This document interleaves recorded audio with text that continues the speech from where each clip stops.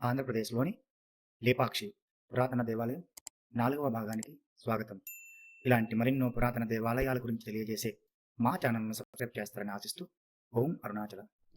లేపాక్షిలో శివుని అవతారమైన వీరభద్రస్వామి ఆలయం లోపలికి ప్రవేశించే ద్వారం దగ్గర ఒకే శరీరంతో కూడిన ఎద్దు మరియు ఆవు రెండు మూడు విభిన్న పనులు చేస్తున్నట్లు, ఎద్దు ముందుకు చూస్తున్నట్టు, ఆవు ఆహారం తింటున్నట్టు, దూడకు పాలిస్తూ దానిని ఆప్యాయంగా నాకుతున్నట్టు వంటి వివిధ చర్యలు చేస్తున్న శిల్పాన్ని చూడవచ్చు.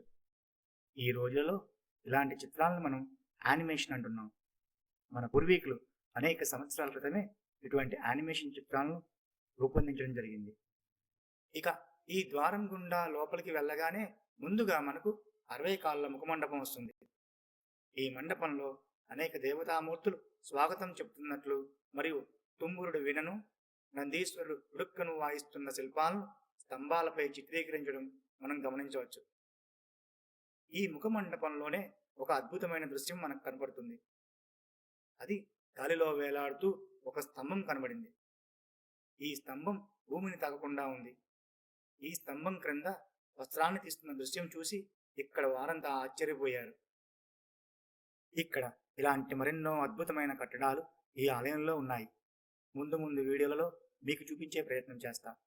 ఓం అరుణాచల శివ.